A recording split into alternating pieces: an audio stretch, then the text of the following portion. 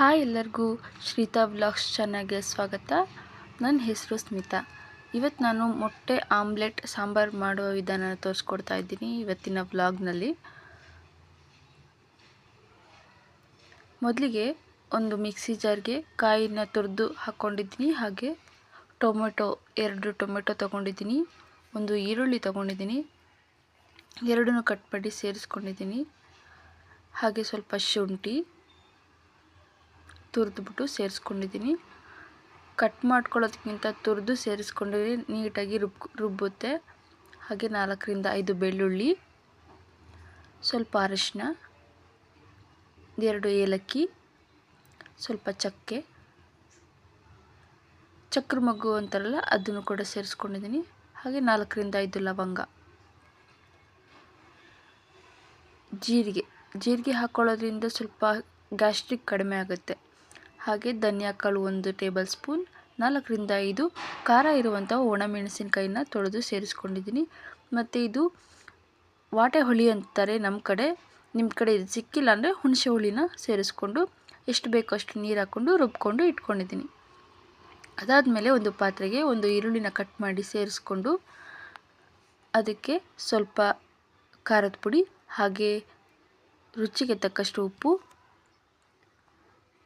ಹಾಕ್ಕೊಂಡು ಫಸ್ಟು ಅದನ್ನು ಈರುಳ್ಳಿಗೆ ಮಿಕ್ಸ್ ಮಾಡ್ಕೊತಾ ಇದ್ದೀನಿ. ಯಾಕಂದರೆ ಮೊಟ್ಟೆ ಹಾಕಿದ್ಮೇಲೆ ಖಾರದ ಪುಡಿ ಮಿಕ್ಸ್ ಆಗೋದಿಲ್ಲ ಈರುಳ್ಳಿ ಜೊತೆಗೆ, ಅಲ್ಲಲ್ಲೇ ನಿಂತ್ಕೊಬಿಡುತ್ತೆ.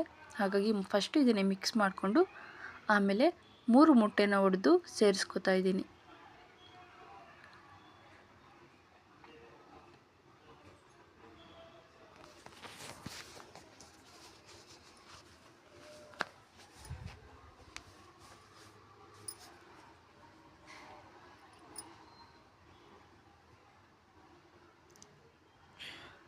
ಈಗ ಚೆನ್ನಾಗಿ ಮಿಕ್ಸ್ ಮಾಡ್ಕೊತಾ ಇದ್ದೀನಿ.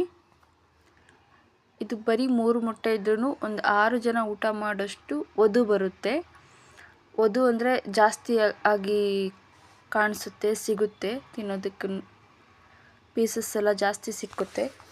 ಬೇಯಿಸಿದ್ರೆ 1 ಪೀಸ್ 2 ಪೀಸ್ ಅಷ್ಟೇ ಮಾಡ್ಕೋಬೋದು. ಈ ಥರ ಮಾಡಿಕೊಂಡ್ರೆ ಜಾಸ್ತಿ ಪೀಸಸ್ ಸಿಕ್ಕಿದ ಹಾಗೆ ಅನಿಸುತ್ತೆ, ಒದು ಅನಿಸುತ್ತೆ. ಈಗ ಒಂದು ದೋಸೆ ಕವಲಿಗೆ ಎಣ್ಣೆ ಹಚ್ಬಿಟ್ಟು ಕವಲಿ ಕಾದಾದ ನಂತರ ಆಮ್ಲೆಟ್ ಏನು ಮಿಕ್ಸ್ ಮಾಡ್ಕೊಂಡಿದ್ದೆ ಅದನ್ನು ಹಾಕಿ ಎಲ್ಲ ಕಡೆ ಹರಡೋ ಥರ ಟರ್ನ್ ಮಾಡ್ಕೋತೀನಿ.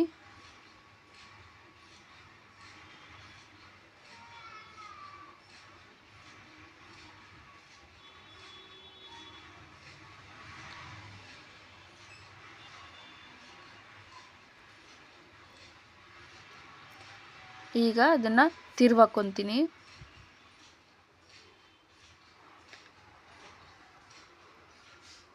ಈಗ ಒಂದು ಮೀಡಿಯಮ್ ಸೈಜ್ಗೆ ಅದನ್ನು ಕಟ್ ಮಾಡ್ಕೊತಾ ಇದ್ದೀನಿ.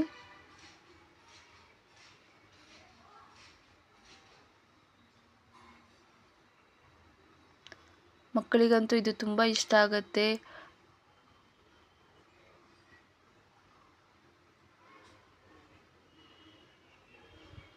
ನೀವು ಒಂದ್ಸಲ ಟ್ರೈ ಮಾಡಿ ಹೇಗಿದೆ ಅಂತ ಕಮೆಂಟ್ ಮಾಡಿ ತಿಳಿಸಿ.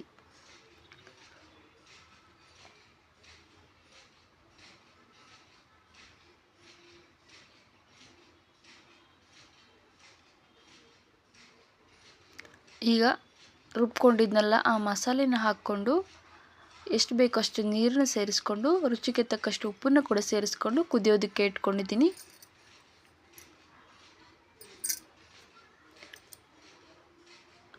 ಇದೊಂದು 5 ನಿಮಿಷ ಇದು ಕುದಿದ ತಕ್ಷಣ ಕಟ್ ಮಾಡಿ ಇಟ್ಕೊಂಡಿದ್ದಂಥ ಮೊಟ್ಟೆ ಆಮ್ಲೆಟ್ ಪೀಸ್ಗಳನ್ನ ಇದಕ್ಕೆ ಸೇರಿಸ್ಕೊಂಡು ಒಂದು 5 ನಿಮಿಷ ಕುದಿಸ್ಕೊಂಡ್ರೆ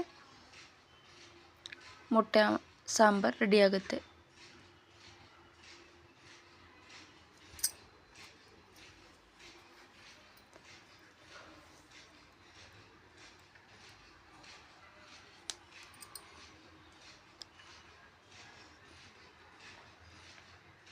ನೋಡಿ ಎಷ್ಟು ವಧುವಾಗಿ ಕಾಣಿಸ್ತಾ ಇದೆ.